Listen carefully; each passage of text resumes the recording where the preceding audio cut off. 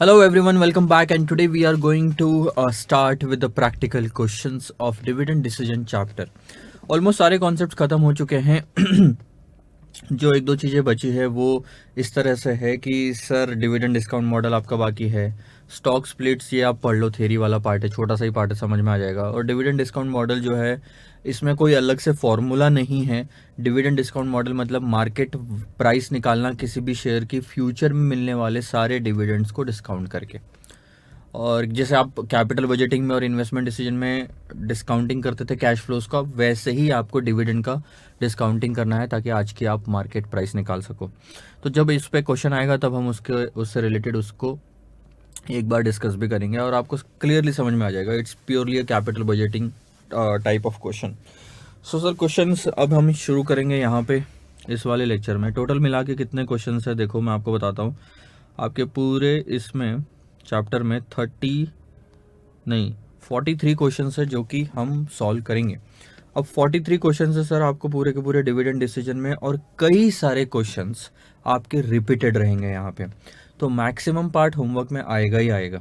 43 में से मान लो मैं 20 अराउंड सॉल्व करवाऊंगा और बाकी 23 अराउंड आपको होमवर्क में चले जाएंगे इन टोटल. और अब जो 23 अराउंड में आपको सॉल्व कराने वाला या 20 अराउंड में आपको सॉल्व कराने वाला हूँ उसमें से तकरीबन कितने क्वेश्चन हम ऑलरेडी कर चुके हैं. First, second, third, fourth, fifth, 5 तक सारे क्वेश्चन हो गए थे और आई थिंक आगे का एक 23 नंबर का क्वेश्चन है वो हो गया था. तो इतने क्वेश्चन हमारे ऑलरेडी हो चुके हैं, 6 क्वेश्चन. अब बात करते हैं सर क्वेश्चन नंबर 6 की. एक और चीज़ ध्यान दो, डिविडेंड डिसीजन के क्वेश्चंस इतने बड़े और लंबे नहीं होते जैसे कैपिटल बजटिंग में था या फिर आपका लीजिंग में भी था. तो फटाफट क्वेश्चंस खत्म होते जाएंगे अपने आने इस वाले लेक्चर में, और मैक्सिमम अगले वाले लेक्चर में ये चैप्टर हम खत्म कर देंगे. So let's have a look. Concepts को सारे के सारे रिवाइज करना है हमको. वॉल्टर मॉडल क्या होता है, गॉर्डन्स मॉडल क्या होता है, क्या निकालेंगे, उसका क्या इस्तेमाल होता है, सारी चीज़ें मैं आपको बताऊंगा. देखते हैं क्वेश्चंस के साथ में. पहला question number 6, the earnings per share of the company are 16. कितना कमा रही है कंपनी? 16 रुपए. This is 16 rupees. ठीक है. The market rate of discount applicable to the company is 12.5 के.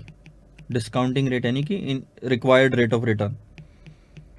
Retained earnings can be employed to yield return of 10%. ध्यान दो, रिटेन्ड अर्निंग यानी जितना भी प्रोपोर्शन कंपनी रिटेन करके रखेगी उसको एम्प्लॉय कर सकती है, उसको इस्तेमाल कर सकती है टू यील्ड यानी जिससे हमको रिटर्न मिलेगा कितना?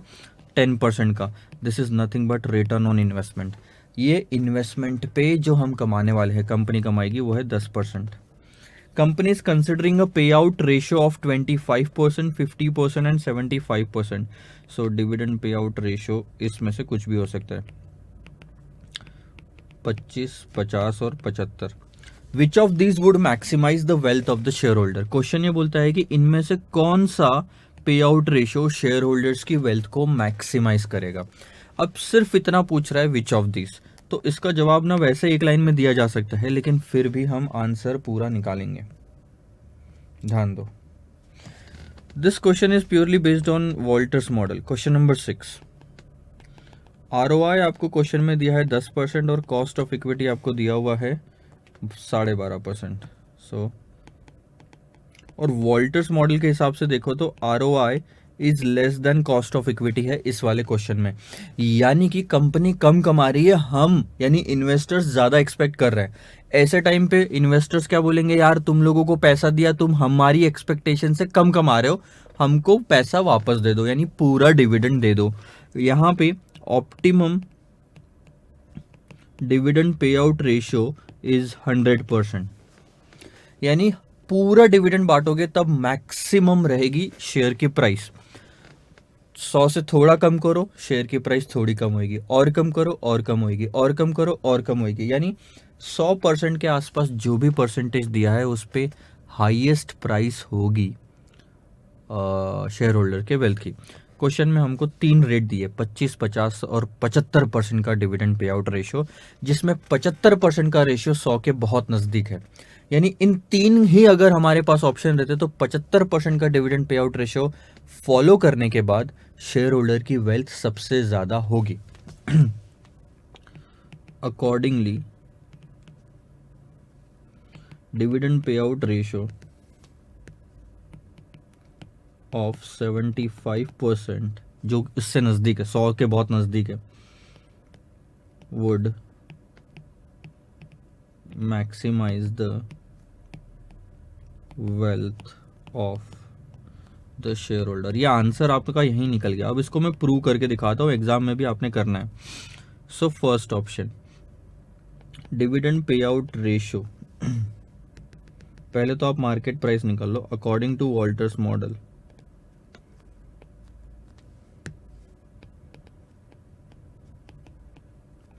Market price is equal to dividend plus return on investment divided by cost of equity in bracket earning per share minus dividend per share. ये मानते हो आप यहाँ पे? इसमें तो कोई दिक्कत नहीं, फॉर्मूले में डिनोमिनेटर में बचा है सर, तो वो आ जाएगा के। ये हो गया फॉर्मूला। अब पहले लेते हैं, पहले उसने बोला 25%, डिविडेंड पे आउट रेशियो 25% लेते हैं हम, ठीक है। अर्निंग पर शेयर कितनी है? 16 रुपये। 16 रुपये का 25% आप बांटोगे, कितना होता है? 4 रुपये। तो market price is equal to 4 plus 10 divided by 12.5, 16 minus 4, ये एक फॉर्मूला हो गया। चलो एक ही लाइन में लिख सकते हैं, बहुत ही अच्छा हो जाएगा।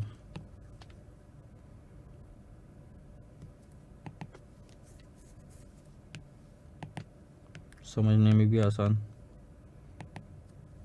सॉल्व करो इसको, या फिर सारा पहले लिख लेता हूँ एक बार में। डिविडेंड पे आउट रेशियो अगर आपका 50% हुआ तो मार्केट प्राइस 16 का 50% अगर आपने डिविडेंड बांटा तो 8 रुपये डिविडेंड बांटा,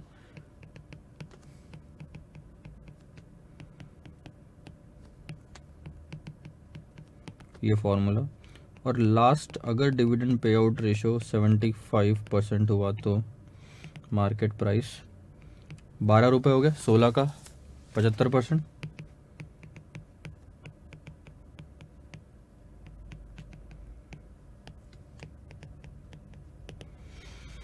करो कैलकुलेशन।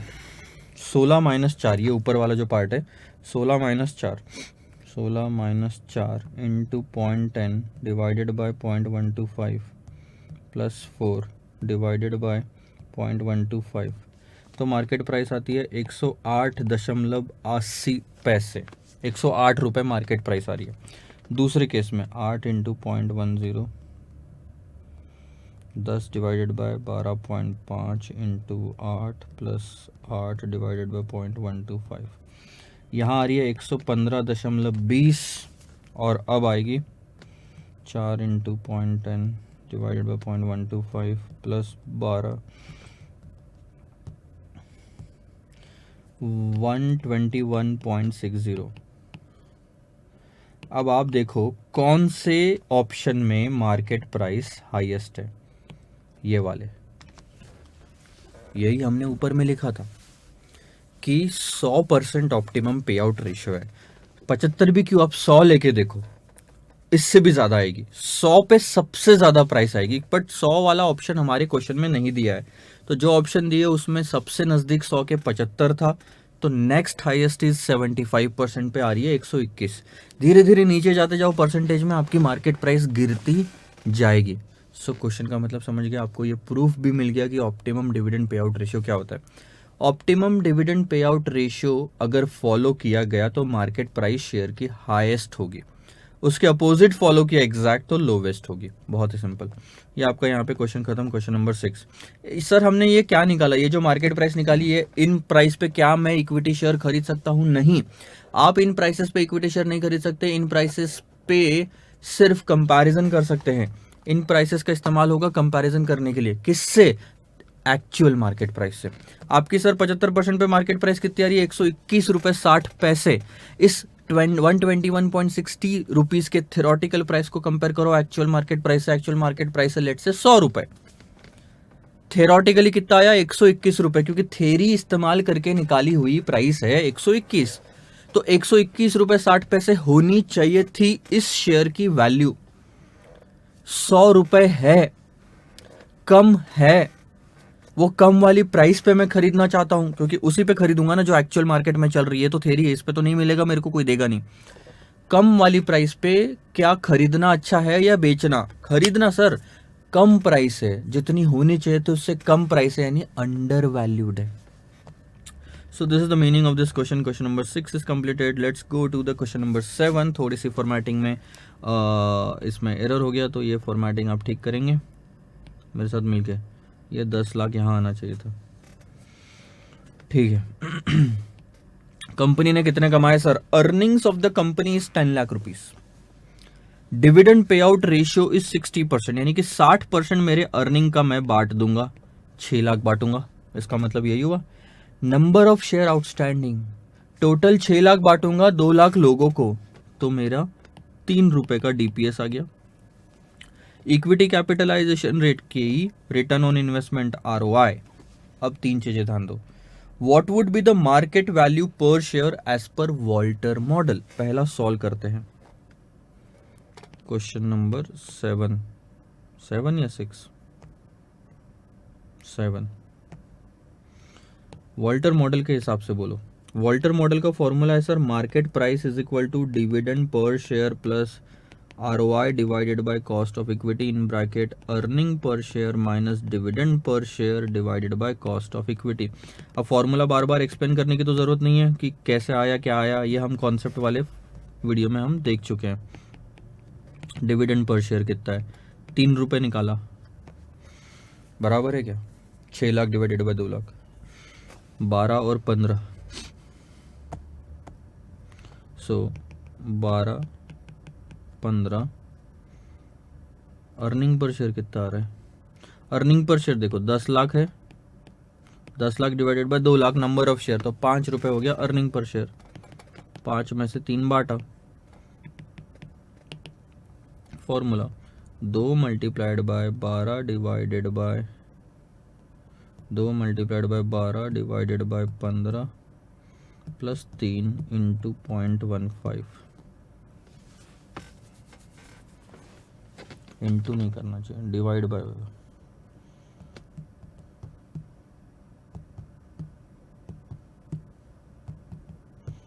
इससे आंसर आता है सर 30 रुपए 67 पैसे is the theoretical market price of this part.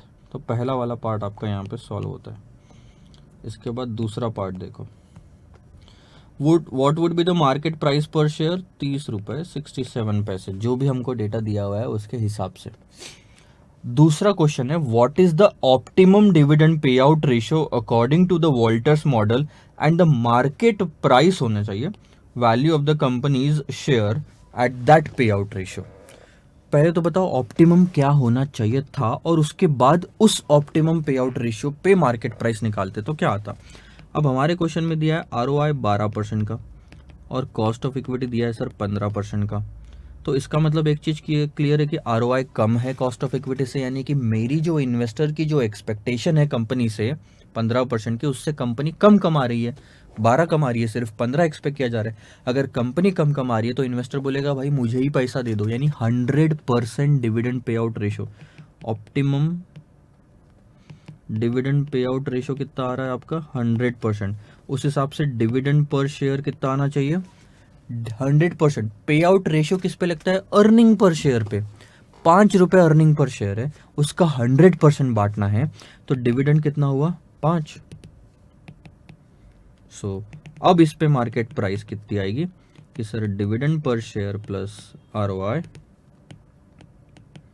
Cost of equity, earning per share, dividend per share, cost of equity. तो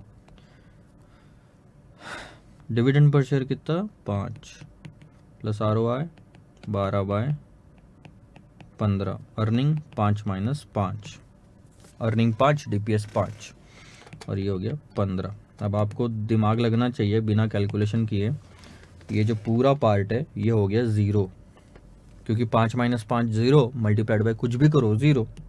सो अल्टीमेटली क्या बचा? 5 divided by 0.15। So the highest that the price can go is 33.33. This is market price at optimum dividend payout ratio. 33 से वो कम आई थी price, 30.67 आई थी। क्यों? क्योंकि आपने जो dividend pay out ratio follow किया था वो 60% किया था, ऑप्टिमम से कम था थोड़ा, ध्यान दो। अब आप जो ये निकाल रहे हो 30.67, ये क्या है? ये थ्योरेटिकल मार्केट प्राइस है, क्योंकि थ्योरी का इस्तेमाल करके ये प्राइस निकाली गई है। और क्योंकि थ्योरी का इस्तेमाल करके ये प्राइस निकाली गई है तो इसको कंपेयर करेंगे एक्चुअल प्राइस से। हम जब मार्केट में शेयर खरीदने जाएंगे तो एक्चुअल प्राइस पे खरीदेंगे। और let's say for an example actual market में प्राइस है 35 रुपये, 35 रुपीज़। थ्योरेटिकली होनी कितनी चाहिए थी? 30 रुपये 67 पैसे। है कितनी? 35। ज़्यादा है, खरीदोगे तो वो प्राइस पे जो है ज़्यादा है सर। होनी जितनी चाहिए थी उससे ज़्यादा है। ज़्यादा प्राइस पे हम खरीदते नहीं, बेचते हैं। तो अगर आपके पास में होगा कोई एसेट जिसकी प्राइस 30 होनी चाहिए थी मार्केट में, लेकिन वो 35 में अगर मार्केट में बिक रही है तो बेचो, प्रॉफिट होएगा। तो ये मीनिंग था आपका क्वेश्चन नंबर 7 का।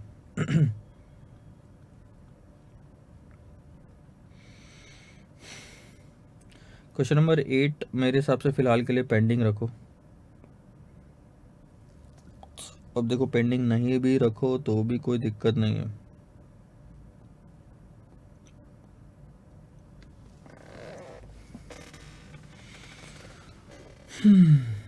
ठीक है, ले सकते हैं। चलो क्वेश्चन को पढ़ते हैं। ये थोड़ा सा टेक्निकल जाएगा, इसमें मतलब मैथमेटिक्स यूज़ होगा आपको। आई थिंक फाउंडेशन लेवल पे था ये फॉर्मूला जो इस्तेमाल होने वाला है। देखते हैं। X limited has an internal rate of return of 20%। X limited का इंटरनल रेट ऑफ रिटर्न है 20%। This is question number 8।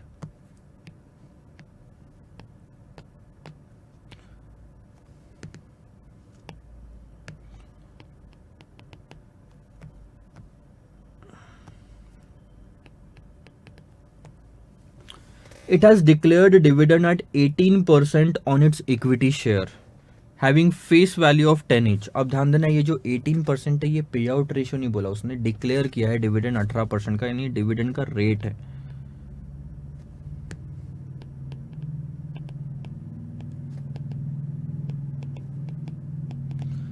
और रेट लगता है फेस वैल्यू पे जो उन्होंने दी है, समझदारी दिखाते हुए। फेस वैल्यू क्या है? 7 रुपये 25 पैसे, सॉरी, फेस वैल्यू 10 रुपये। उसके बाद the pay out ratio is 36%। अब ये भी दिया है इन्होंने कि डिविडेंड पे आउट रेशियो जो अर्निंग पे लगता है वो है सर 36%। उसके बाद उन्होंने पी रेशियो दिया है 7.25।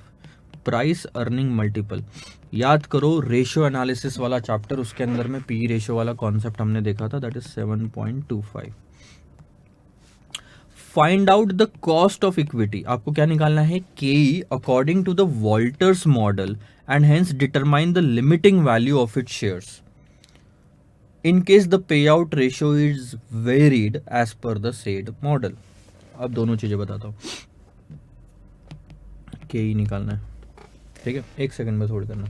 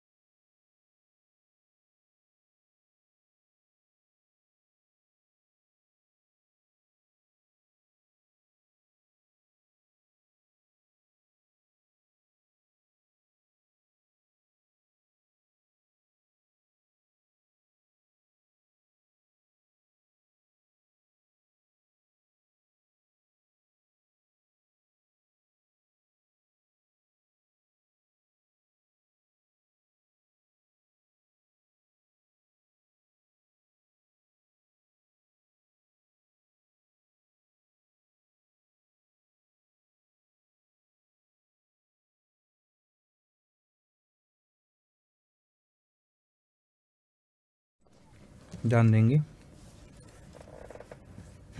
तो अभी ध्यान दो। सबसे पहली चीज़ तो मैं निकालूंगा सर मार्केट प्राइस।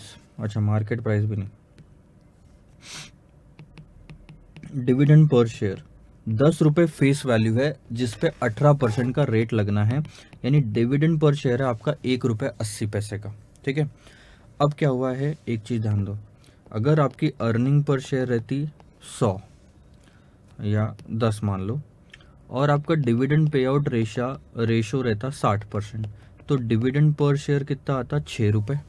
ठीक है।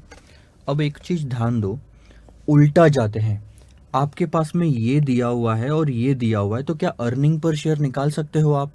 सर डिविडेंड पर शेयर जो 6 रुपये है उसको 60% से डिवाइड करो, आपको 10 रुपये वापस आएगा। आई बात समझ में?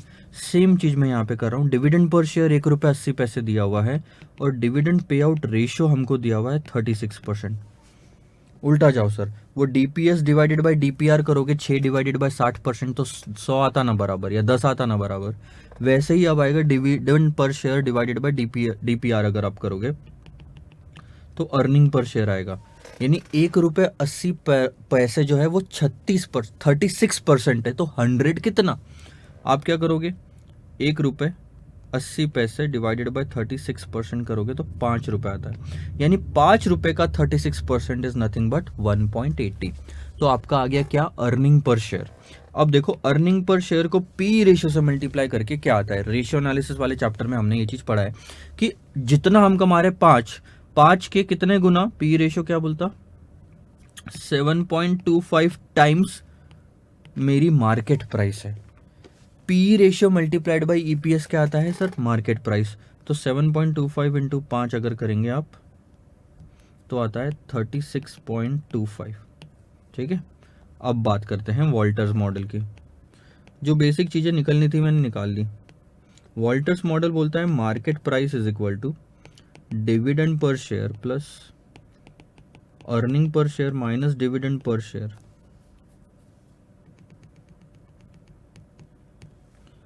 Return on investment by cost of equity,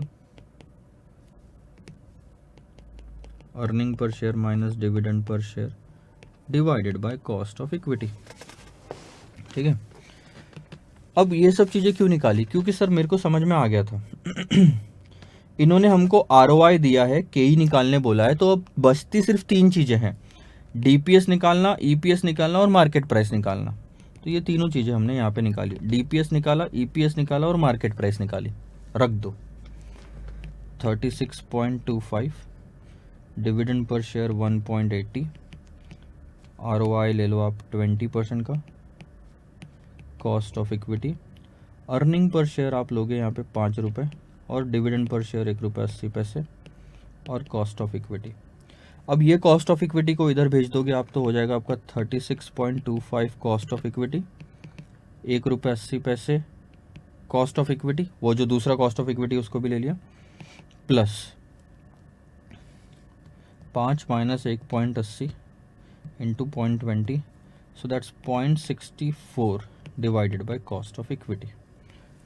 आई बात समझ में? अब इस कॉस्ट ऑफ इक्विटी को भी भेजो। ये कौन सा कॉस्ट ऑफ इक्विटी है सर, ये वाला है, नीचे वाला तो पहले भेज दिया था, अब एक और आ गया ऊपर में जो था। ठीक है। अब उसको भी भेज दो, 36.25 कॉस्ट ऑफ इक्विटी स्क्वायर हो जाएगा, यहाँ पे दो के ही आ गए ना, इक्वल टू 1.80 के ई प्लस 0.64। अब ये दोनों इक्वेशन को इधर ले लो तो आपका एक इक्वेशन बन के आएगा 36.25 के ई स्क्वायर माइनस 1.80 के ई माइनस 0.64 इक्वल टू 0। अब यहाँ आके आपकी कहानी अटक जाती है। ठीक है, क्योंकि अब कोई कॉन्सेप्ट ऐसा नहीं है सर जो हमने इस चैप्टर में पढ़ा हो। अब यहाँ पे आपको मैथमेटिक्स यूज़ करना पड़ेगा जो आपने फाउंडेशन लेवल पे पढ़ा था। और इसका क्या सिंपल सा लॉजिक है बताता हूँ। मैथमेटिक्स में एक इक्वेशन है, इक्वेशन कुछ इस तरह से है कि a x square minus b x plus B x plus C equal to 0, a x square plus B x plus c. हमारे इस मैथमेटिक्स के इक्वेशन को आपको इससे रिलेट करना है। तो इसका मतलब ए की जगह क्या आ गया 36.25, एक्स की जगह आ गया कॉस्ट ऑफ इक्विटी, बी की जगह आया -1.80, क्योंकि बी पॉजिटिव दिया है फॉर्मूले में और ऊपर में 1.80 निगेटिव है, तो बी की वैल्यू कितनी है -1.80 और सी की वैल्यू कितनी है -0.64। एक्स तो के ही ले ही लिया था, ये 4 वैल्यू निकल के आती है उस इक्वेशन से। अब ये जो इक्वेशन है इसे कहा जाता है सर, आप सर्च करना कभी इंटरनेट पे पता चलेगा आपको, इसे कहा जाता है क्वाड्रेटिक इक्वेशन। और इसको सॉल्व जब करते हैं तो एक इसका रिजल्ट आता है जो आपको याद रखना जरूरी है, ax² plus B x plus C equal to क्या आता है, ध्यान दो, -b plus minus √b² plus 2ab divided by 2a। आई बात समझ में आपको इतनी? ये आपका इक्वेशन बन जाता है, ठीक है। अब सॉल्व करेंगे। -b क्या था हमारे यहाँ पे, -b क्या था, b खुद -1.80 था, तो कुछ इस तरह से लिखना पड़ेगा आपको, 1.80 खुद b था, -b तो -1.80 मत लिखना, वो माइनस और ऊपर वाला माइनस, दो माइनस है यहाँ पे, प्लस माइनस √b² यानी कि -1.80 का स्क्वायर प्लस 2 इंटू, अरे यार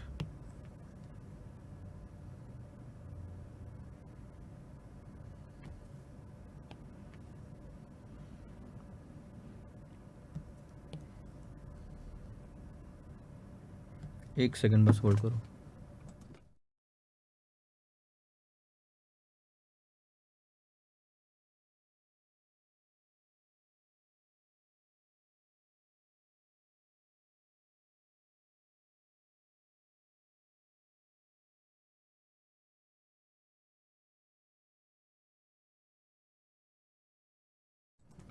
सॉरी, तो यहाँ से आगे बढ़ेंगे, डिवाइडेड बाय 2a, 2 इंटू 36.25। अच्छा सॉरी, एक करेक्शन आपको यहाँ पे करना पड़ेगा, मैंने थोड़ा सा गलत लिखा, ये वाला पार्ट b² -4ac है यहाँ पे, तो ये हो गया -4 इंटू ए था 36.25 और c था -0.64। c क्या है, -0.64। अब पहली बात तो अगर आपके दिमाग में ये सवाल आ रहा होगा कि सर डिविडेंड वाले क्वेश्चन में या चैप्टर में ये सब कहाँ से क्लिक होगा हमको एग्जाम में, तो मैं आपको एक चीज़ बताता हूँ। पहली बात तो आपको चिंता करने की ज़रूरत नहीं है, क्योंकि ये क्वेश्चन सीए फाइनल एसएफएम का था जब डिविडेंड उसका टॉपिक था, और उसके बाद में वो भी सिर्फ एक बार एग्ज़ाम में पूछा था उन्होंने, बहुत सालों पहले। उसके बाद एसएफएम में भी कभी नहीं आया, बिकॉज ये लॉजिकल है कि इसका कोई रिलेवेंस नहीं बनेगा, फॉर्मूला डाल के आंसर निकालना है। और अगर आया भी ना एग्जाम में तो सेम टू सेम आएगा, तो बस आप एक ट्रीटमेंट की तरह याद रख लो कि अगर ऐसा आया तो मैं ऐसा करूंगा। इसके अलावा आपको दिमाग लगाने की ज़रूरत नहीं, थोड़ा सा फॉर्मूला तो आपको सर याद करना पड़ेगा, क्योंकि आई थिंक ये 11th-12th मैथ्स अगर था तब भी था, और क्वाड्रेटिक इक्वेशन वगैरह, और जब मैथ स्टैट्स आपने पढ़ा था फाउंडेशन पे तब भी था। तो अब ऐसा कहीं रिलेवेंस आता है तो उसका यूज़ होगा ये। तो ये हो गया 1.80 प्लस माइनस, अंदर देखो 1.80 का स्क्वायर,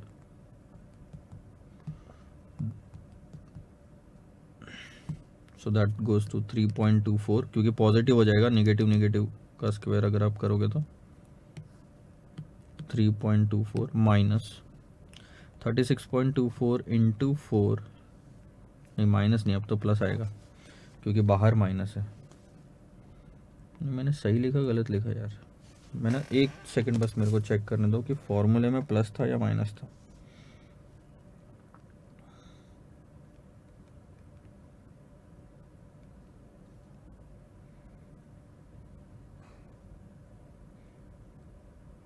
माइनस है, सही बात है, ठीक है, मैं वही दिक्कत में जा रहा था। 144, सो this is 36.25 into 4 into 0.64, 36.24 into 4, 36.25 into 5 into 0.64, so that gives you 92.80 positive, क्योंकि बाहर माइनस है और अंदर भी एक माइनस है, तो वो मल्टीप्लाई हो गया और प्लस बन गया, और नीचे में आएगा सर 72.5। और सॉल्व करते हैं 1.80 प्लस माइनस, इसका आंसर आता है 9.8। अब हम आके यहाँ पे अटकते हैं, और अब आप समझो 1.80 प्लस माइनस 9.8, जब ये ऐसा प्लस माइनस लिखा जाता है इसका मतलब क्या होता है पता है? इस इक्वेशन के दो आंसर होंगे, एक होगा प्लस के साथ, एक होगा माइनस के साथ। तो इसको ऐसा लिखते हैं 1.80 प्लस 9.80 डिवाइडेड बाय 72.50 और 1.80 minus 9.80 divided by 72.50। So this is what x की वैल्यू, x की वैल्यू, x की वैल्यू, x की वैल्यू, x की वैल्यू, ठीक है। और x हमारे यहाँ पे क्या है sir? Cost of equity. So last में जो निकलेगी वो होगी कॉस्ट ऑफ इक्विटी। निकालो 1.8 प्लस 9.8 डिवाइडेड बाय 72.50, 16%, और 1.8 minus 9.8 divided by 72.50, that's minus 11.03%। अब कॉस्ट ऑफ इक्विटी, यहाँ पे क्या लिखूंगा मैं? Cost of equity can never be negative. Negative नहीं हो सकते। कॉस्ट ऑफ इक्विटी का मतलब क्या होता है पता है? मैं इन्वेस्टर हूं, मैं कंपनी को पैसा दे रहा हूं, तो उस पर मैं रिटर्न मांग रहा हूं पॉजिटिव। ऐसा कभी होता है कि मैंने तुमको पैसा दिया तुम्हारी कंपनी में और बाद में बोलता हूं कि यार मेरे 100 रुपए रखो, उसके बाद हर साल रिटर्न भी मैं ही तुमको दूंगा? अबे रिटर्न तुम मेरे को दोगे क्योंकि तुम मेरा पैसा इस्तेमाल कर रहे हो। तो cost of equity can never be negative, इसलिए 11.03% हम इग्नोर कर देंगे। देयरफॉर फाइनल रिजल्ट जो आया हमारा वो है cost of equity equal to 16%। Investor जो एक्सपेक्ट कर रहा है वो है 16% का रिटर्न। ये है आपका फाइनल आंसर इस क्वेश्चन का। सो थोड़ा सा इस मामले में जाता है कि फॉर्मूला आपको याद करना पड़ेगा इतना बड़ा, बट चिंता मत करो, मेरे हिसाब से ये क्वेश्चन एग्जाम में आने के चांसेस 0 के बराबर रहेंगे। आया तो भी बस एक दिमाग मत लगाओ और पैटर्न याद करो कि हाँ ठीक है, ऐसे क्वेश्चन में सर ऐसा ही करना पड़ता है। Question number 16, sorry, cost of equity 16% हो गया। ये क्या है? ये वो परसेंटेज है जो परसेंटेज इन्वेस्टर कंपनी में पैसा डालने के बाद एक्सपेक्ट करता है कि कंपनी उसको कमा के दे 16%, जबकि एक्चुअल में कंपनी कितना कमा रही थी? 20%। तो अच्छी चीज़ है, ROI कभी भी ज़्यादा होना चाहिए कॉस्ट ऑफ इक्विटी से, यानी कि इन्वेस्टर की एक्सपेक्टेशन से ज़्यादा कंपनी कमा के दे रही है। क्वेश्चन नंबर 8 सर इस तरह से हमारा हुआ कंप्लीट।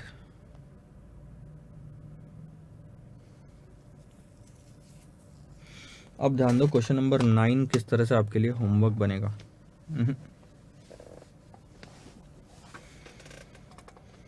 9 भी हम ही सॉल्व कर लेंगे।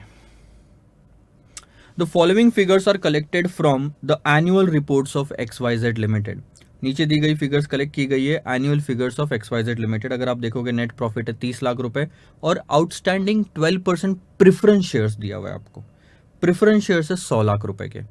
क्यों दिया सर? बहुत ही सिंपल, 100 लाख रुपए पे 12% का प्रेफरेंस डिविडेंड जाता है, ठीक है। नंबर ऑफ इक्विटी शेयर है 3 लाख के, रिटर्न ऑन इन्वेस्टमेंट है 20% का। What should be the approximate dividend payout ratio so as to keep the share price as at 42? वो बोलता कि आप ही बताओ डिविडेंड पे आउट रेशियो क्या होना चाहिए ताकि मेरी मार्केट प्राइस जो है शेयर की वो 42 रुपीज़ हो। बहुत ही सिंपल क्वेश्चन 9, उल्टा क्वेश्चन है थोड़ा सा। अब नेट प्रॉफिट जो आया हमारा, पहले मैं वो लेता हूँ 30 लाख। इसमें से सबसे पहले इक्विटी वालों को बांटने से पहले प्रेफरेंस का पेमेंट होता है, ये हमारा रूल है अकाउंटिंग का। तो 100 लाख में से 12% प्रेफरेंस हमने बांटना है, तो 12 लाख रुपए बढ़ जाएंगे। कितना बचा? 8 लाख, नहीं sorry 18 lakh. Number of share holders कितने हैं? Number of equity share holder sir 3 lakh है। अब ये जो है, ये प्रॉफिट जो आया ये है फॉर इक्विटी, इक्विटी वालों के लिए अवेलेबल पैसा 18 lakh. Number of share holder हमारे पास में 3 लाख है, तो क्या मैं बोल सकता हूँ earning per share, profit total divided by number of share holder, तो अर्निंग पर शेयर आ गया 6। बस यही चाहिए था हमको। अब according to Walter's model, market price क्या होती है? Dividend per share plus return on investment cost of equity in bracket earning per share minus dividend per share. तो डिविडेंड पर शेयर तो निकालना है divided by cost of equity. Market price 42 चाहिए हमको, ठीक है, मार्केट प्राइस बोलता है 42। रिटर्न ऑन इन्वेस्टमेंट 20% दिया हुआ है आपको, कॉस्ट ऑफ इक्विटी क्यों नहीं दिया इन्होंने?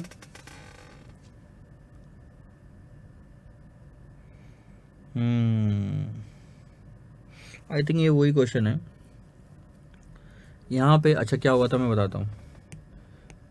मई 2005 में ये 6 मार्क्स का पूछा गया था, और उस टाइम पे इंस्टीट्यूट ने जब ये क्वेश्चन पूछा था, वो इंस्टीट्यूट की तरफ से एक गलती हो गई थी एग्जाम में। उन्होंने एक फिगर यहाँ पे नहीं दी जो कि थी कॉस्ट ऑफ इक्विटी, और जो उन्होंने लिए 16%। अब उसके बाद में जब सजेस्टेड आंसर निकाला तो इंस्टीट्यूट ने क्लियर कट उसमें लिखा कि ये फिगर उसमें मिसिंग है।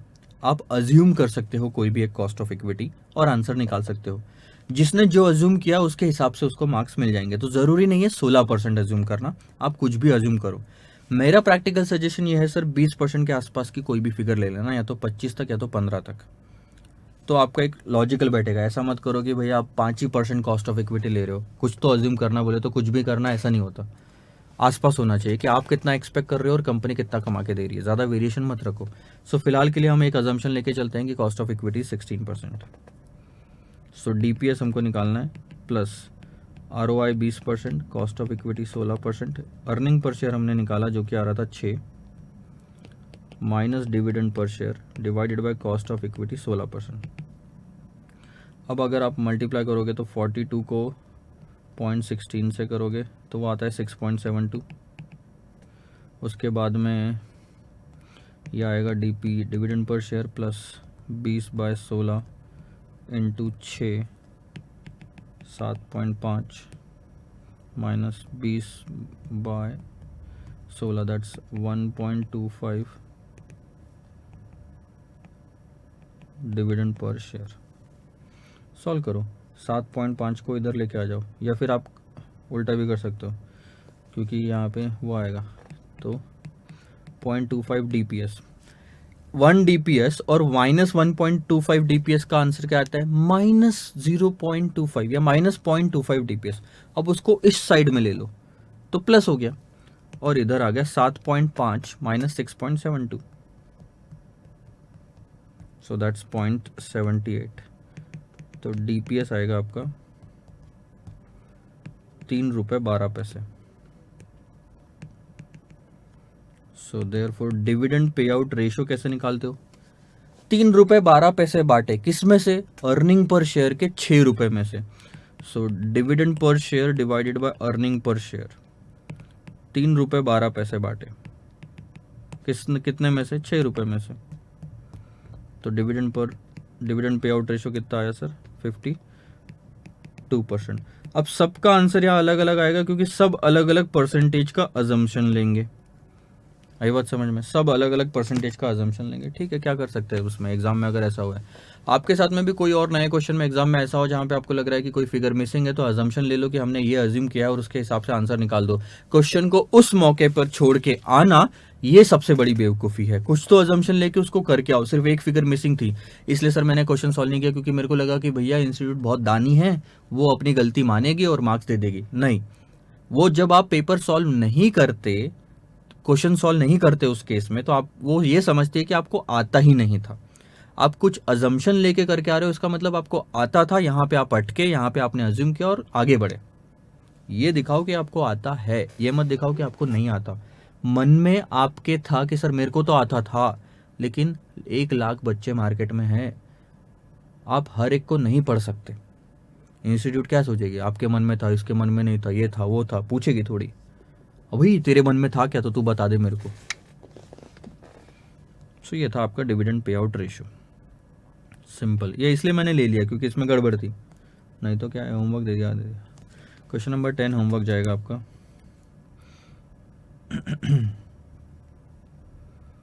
This is homework same. कौन सा सेम है sir?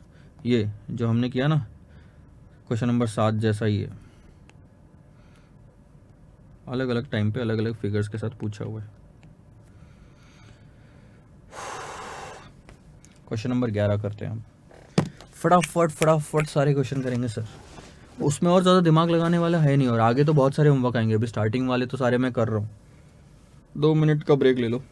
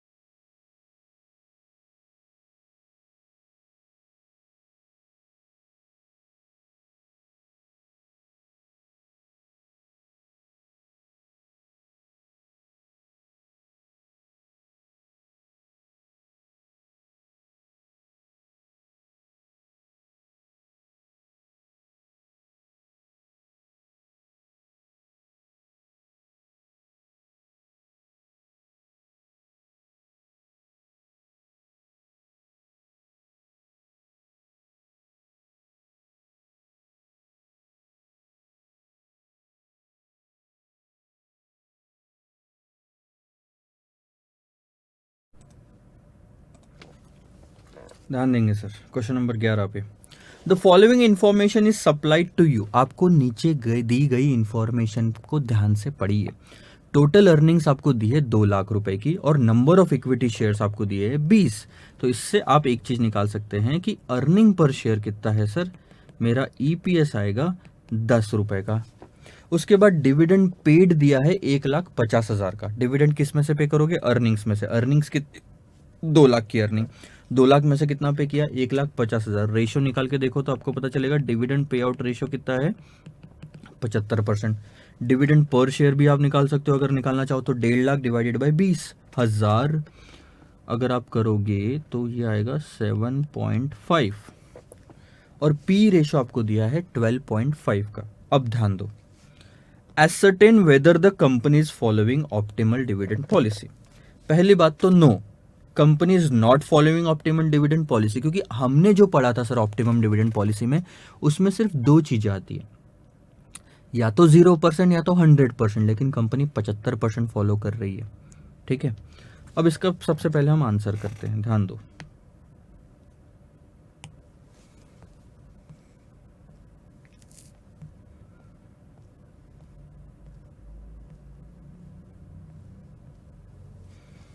Question number 11,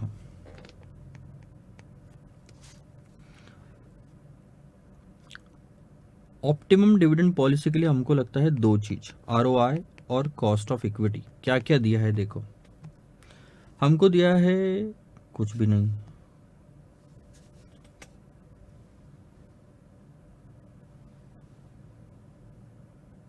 cost of equity तो दे देते हैं।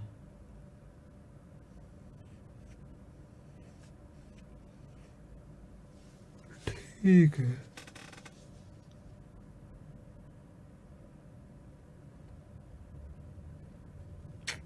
चलो मैं बताता हूँ उसको कैसे सॉल्व करना है। कुछ भी नहीं दिया, सब निकालना पड़ेगा। रिटर्न ऑन इन्वेस्टमेंट के लिए आपको फॉर्मूला यूज करना पड़ेगा कि कितना रिटर्न कमाया और कितना इन्वेस्टमेंट किया, यही होता है रिटर्न ऑन इन्वेस्टमेंट।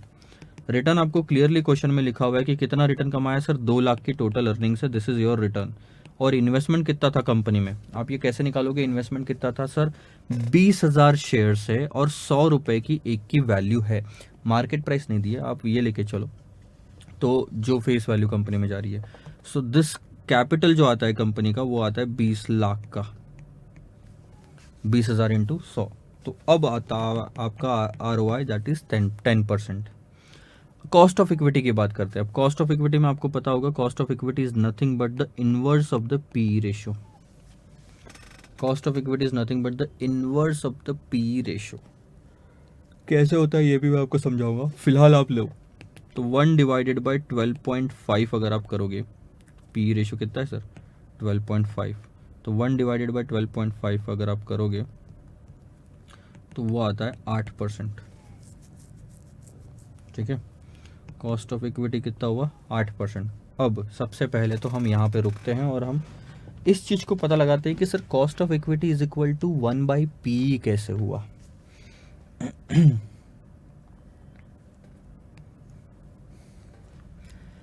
पहले तो ये बताओ पी रेशियो क्या होता है। P ratio is nothing but market price divided by earning per share.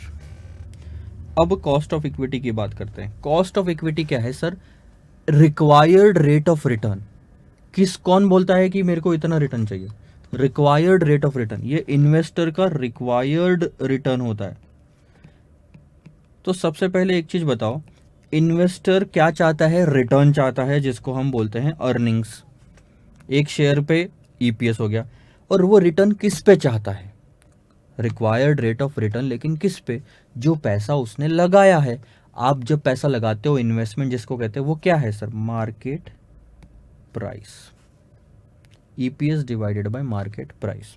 अब ध्यान दो, अब नोटिस करो, ये क्या है, आपने इन्वेस्टमेंट किया 100 रुपए का, अब अगर आप उस पर 20 रुपए कमाना चाहते हो, यानी कि आपकी रिक्वायर्ड रेट ऑफ रिटर्न कितनी 20% होगी, रिटर्न डिवाइडेड बाय इन्वेस्टमेंट। ये चीज समझो, कॉस्ट ऑफ इक्विटी बोलता है रिक्वायर्ड रिटर्न, रिक्वायर्ड तो किस पे, मार्केट प्राइस जो आपने इन्वेस्टमेंट किया, और क्या रिक्वायर्ड है, रिटर्न, रिटर्न यानी अर्निंग्स। अब आप कोई भी एक चीज को नोटिस करो, या दोनों को ऐसे नोटिस करो, देखो this is MP divided by EPS, this is EPS divided by MP। उल्टा नहीं लग रहा, एग्जैक्ट अपोजिट है दोनों का, किसी एक को इन्वर्स कर लो। तो मैं इसको इन्वर्स करता हूं, 1/P is equal to EPS divided by market price. अब ये और ये सेम आ गया, यानी कि 1/P is equal to cost of equity, isn't it, आ रहा है सेम, यही हमने ऊपर यूज किया। ठीक है, अब अगर आप ध्यान दोगे तो ROI is greater than cost of equity. तो optimum dividend pay out ratio हम क्या बोलते हैं ऐसे टाइम पे, कंपनी जब ज़्यादा कमा रही है, कंपनी जब ज़्यादा कमाती है तो हम बोलते हैं dividend pay out ratio is 0%। Optimum dividend pay out ratio is 0%, but therefore company हम क्या लिखेंगे, is not following optimum dividend payout ratio as it is paying 75% instead of 0%। 0% optimum था, बट अभी वो 75 पे कर रहा। So this is what the answer to this question, to your question is. सो एक पार्ट तो हो गया, दूसरा पार्ट ध्यान दो। Find out what should be the P ratio, find out what should be the P ratio at which the dividend policy will have no effect on the value of the share. Find out what should be the PE ratio. अभी इसको ध्यान से दो, क्या PE ratio होना चाहिए जिस पे डिविडेंड पॉलिसी कंपनी की कुछ भी हो, कंपनी के शेयर प्राइस पे कोई इंपैक्ट नहीं पड़ेगा। कंपनी के शेयर प्राइस पे कोई इंपैक्ट नहीं पड़ना चाहिए, डिविडेंड पॉलिसी कुछ भी हो, 0%, 50%, 75%, 100%, कुछ भी हो। ये सिर्फ एक केस में पॉसिबल था, मैंने आपको बताया था, optimum dividend pay out ratio में सबसे आखिरी वाली लाइन थी, ध्यान दो।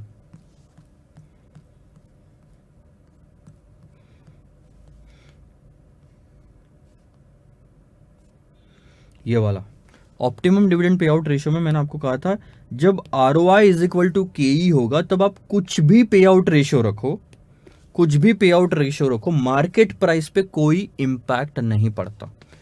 कुछ भी रखो, ये जो डैश है इसका मतलब कुछ भी पे आउट रेशियो रखो, यानी कि डिविडेंड पॉलिसी कंपनी की जो भी हो उससे शेयर प्राइस पे कोई इंपैक्ट नहीं पड़ेगा। ये कब पॉसिबल है?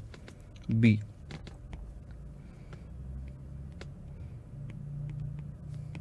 when ROI is equal to KE, dividend policy does not affect, when ROI is equal to KE, dividend policy does not affect the price of the value of the share. ROI is equal to 10% है, therefore KE should also be 10%। ROI अगर मेरा 10% है तो KE भी 10% होना चाहिए, तब जाके ROI is equal to KE 10% होगा और तब जाके मेरे मार्केट प्राइस पे कोई इंपैक्ट नहीं पड़ेगा। और अब now if KE is equal to 10%, then P should be 1 by KE. P is the inverse of KE, KE is the inverse of P, so 1 divided by 0.10, ठीक है, यानी कि 10 टाइम्स, वो 10 ही आएगा आपका, वो 10 और ये 10 अलग है, 10 times, so therefore the P ratio should be 10 times. Thus at P is equal to 10 times dividend policy does not affect the price of shares। ध्यान दो एक चीज का, ये क्वेश्चन उल्टा पूछा गया था, अब मैं सीधा लेके जाता हूँ। मान लो पी रेशियो 10 होता तो केई क्या आता आपका, इसी फॉर्मूले में रखने के बाद केई आपका आता 1/10 यानी कि 10% केई। आरओआई कितना 10, केई कितना 10, तो आप क्या बोलते हैं आरओआई इज इक्वल टू केई, यानी कि optimum dividend pay out ratio कुछ भी नहीं है, आप कुछ भी फॉलो करो मार्केट प्राइस सेम रहेगी। यही तो क्वेश्चन पूछ रहा है, कितना फॉलो करने पे मार्केट प्राइस सेम रहेगी, कितना भी। Dividend policy does not affect the value of the share when ROI is equal to KE, that's it, यही हमने सॉल्व किया। तीसरा, will your decision change if P ratio is 8 instead of 12.5? 12.5 या 12.5 ना होते हुए अगर P रेशियो 8 होता, ध्यान दो।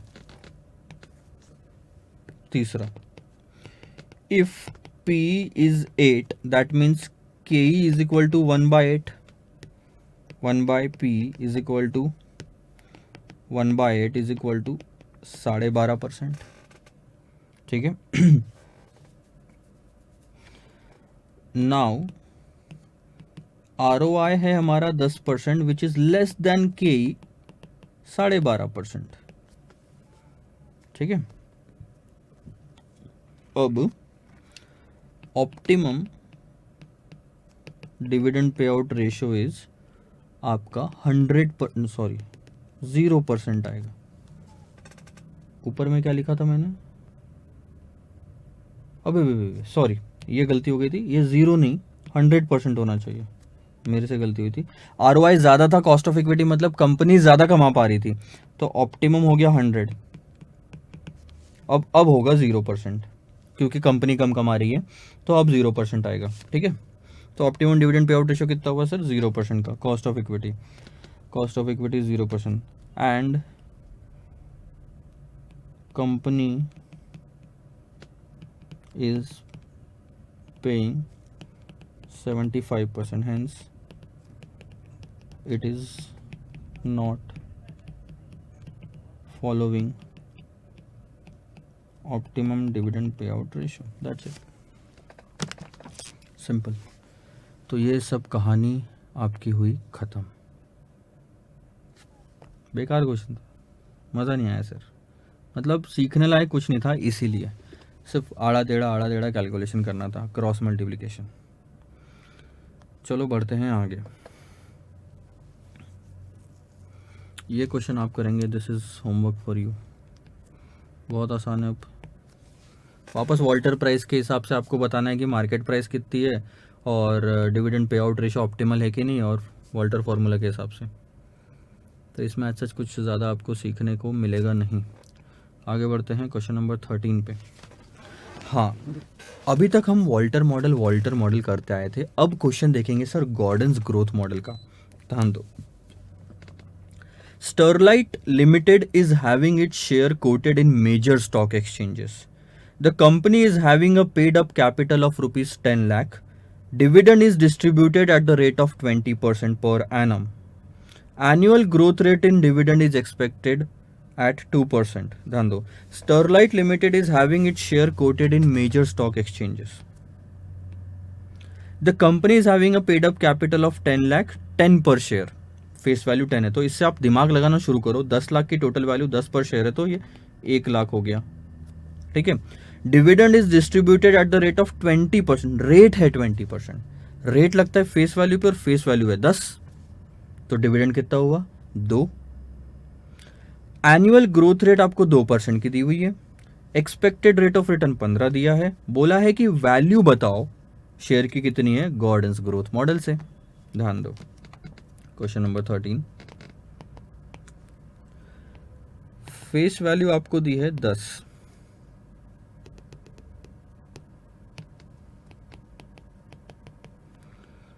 डिविडेंड का रेट दिया हुआ है 20%, तो डिविडेंड पर शेयर हुआ 2, ठीक है।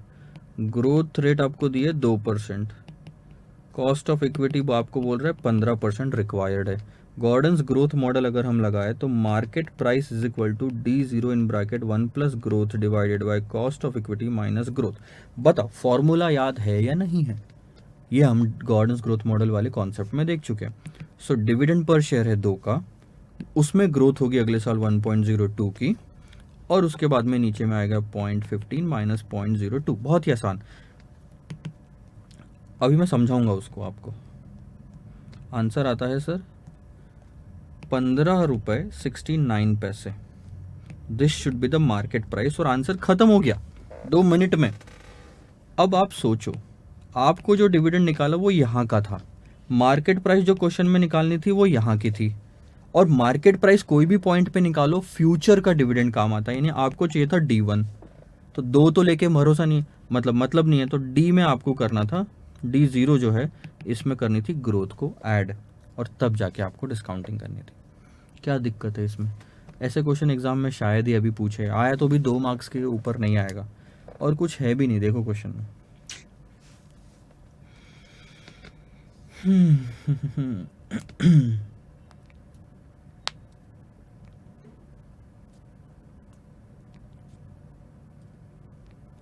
चलो लिख लो, आप 2 मिनट ले लो, आप लिखना चाहो तो इसको ले लो, मैं 2 मिनट तक होल्ड करता हूँ।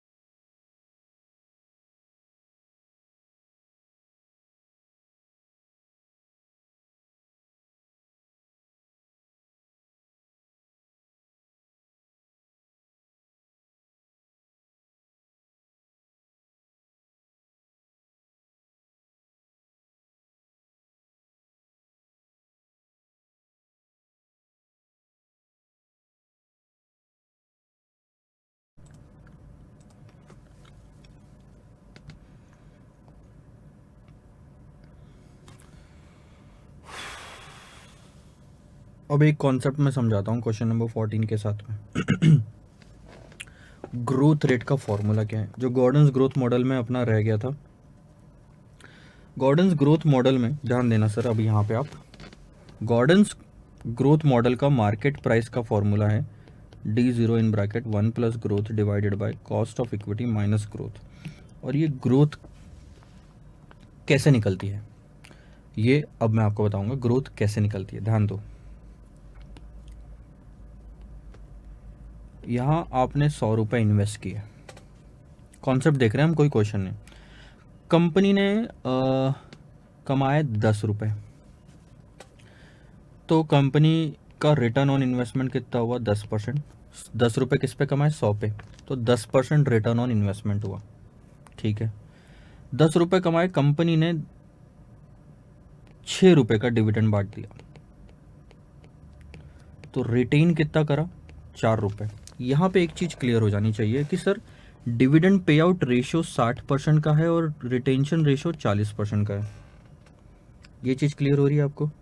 रिटेंशन रेशियो जितना रिटेन करके रखा उसका जो रेशियो बनता है दैट इज 4 का 40%। ठीक है, dividend pay out ratio 60%, retention ratio है आपका 40%।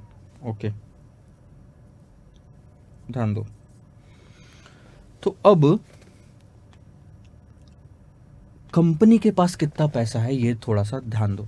स्टार्टिंग में कंपनी को हमने कितना दिया था, 100 रुपये दिया था, और एंड में कंपनी के पास 110 हो गया था। 10 रुपये कमाए, 100 रुपये पहले के 110, लेकिन कंपनी ने 110 में से 6 रुपये बांट दिए, है ना। अब कंपनी के पास 4 रुपये और कैपिटल जो है वो 100 रुपये पहले वाला पड़ा है। तो अब कंपनी के पास कितना हुआ सर, 104 रुपये। खत्म कहानी। अगले साल फिर कंपनी ने कितना इस्तेमाल किया, 104 रुपये इस्तेमाल किया इस बार, और कंपनी ने कितना कमाया, 10% कमाया उस पर। कंपनी ने कितना कमाया, 10% कमाया। अब यहाँ पे 10% यानी 10 रुपये 40 पैसे। ठीक है, हम सेम मान के चलते हैं, डिविडेंड पे आउट रेशियो 60% का है, तो 10 रुपये 40 पैसे। चलो यहीं पे हमारा काम खत्म होता है।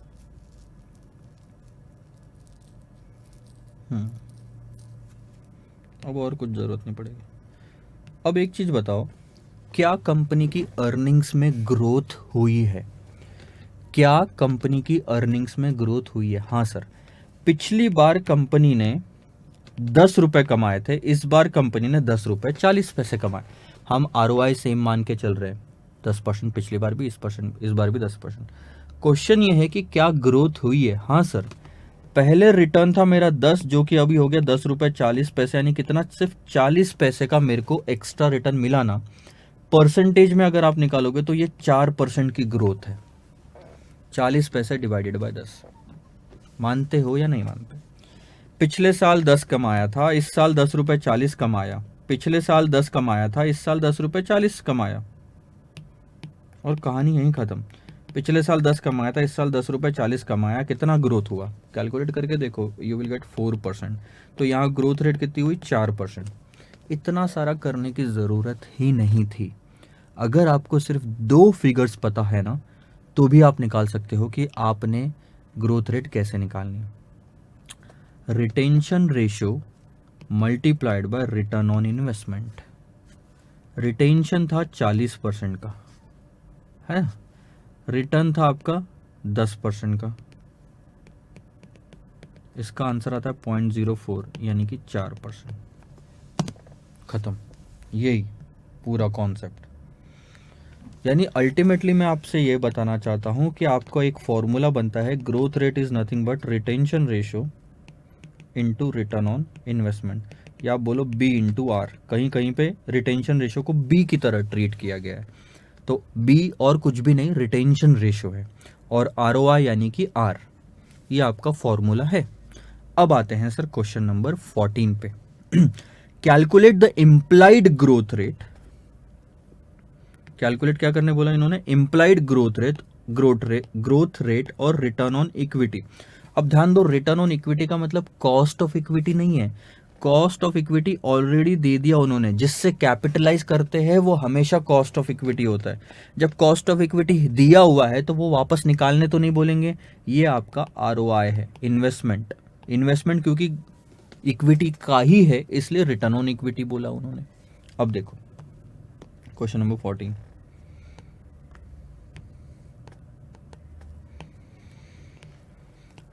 Market price is equal to current stock price is 65, और ये चीज याद रखो नेक्स्ट ईयर का डिविडेंड, यानी कि ये क्या है, D1 है नेक्स्ट ईयर का। D1 divided by cost of equity minus growth. मैं यहाँ पे D0 इंटू 1 प्लस ग्रोथ नहीं लिखूं, ऑलरेडी आगे का दिया हुआ है, यानी कि ये अगले साल का, इसका अंदर ग्रोथ इंक्लूडेड है। 65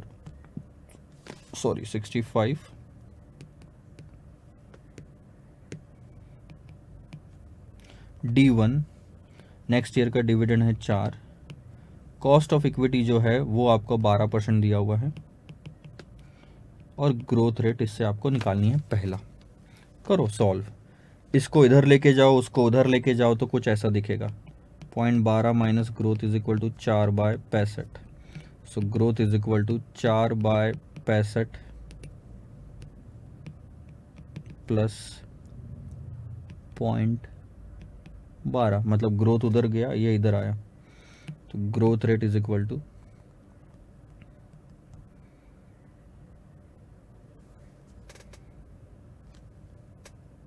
एक बार देखने दो, माइनस हो जाएगा तो उधर जाएगा तो प्लस हो जाएगा।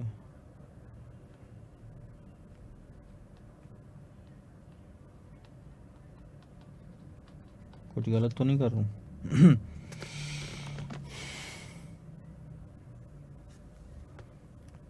माइनस होएगा आई थिंक।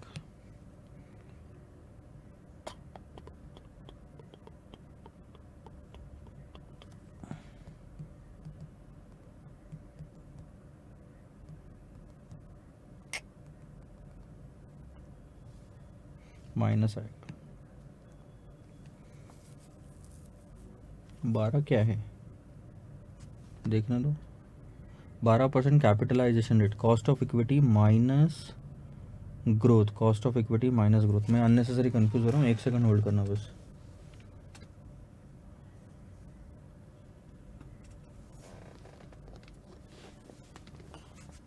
चार बाय 65 लिख लेते हैं ना पहले, छोड़ो।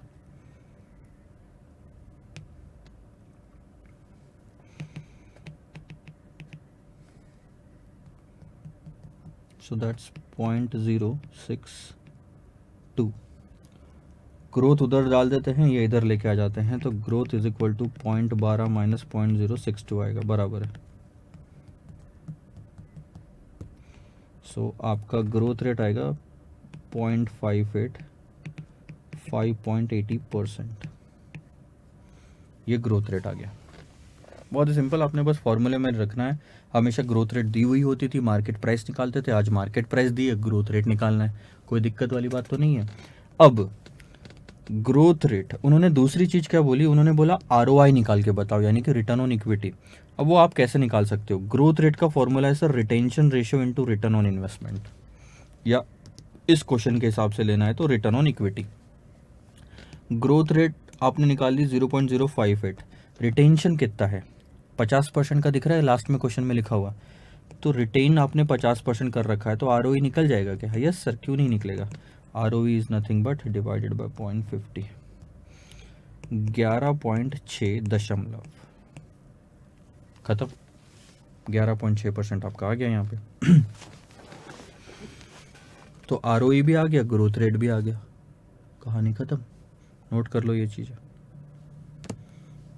फिर आगे बढ़ते हैं।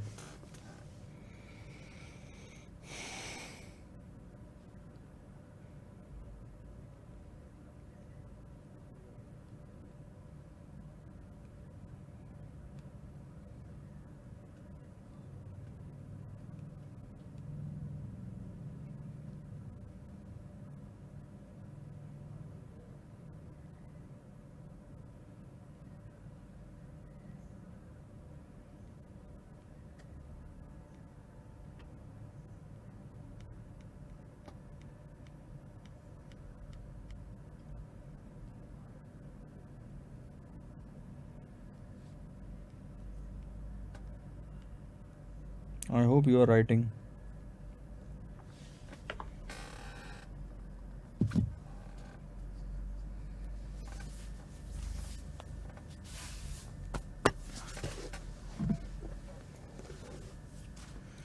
बड़े सर आगे.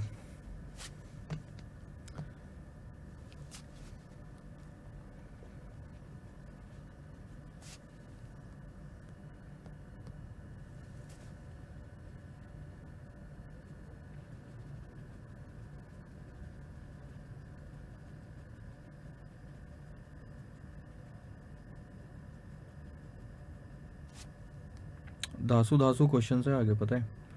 और उसके बाद अगर मैं बोलूँ तो क्वेश्चन नंबर 20 या 19 से फिर आपको होमवर्क आना शुरू हो जाएगा.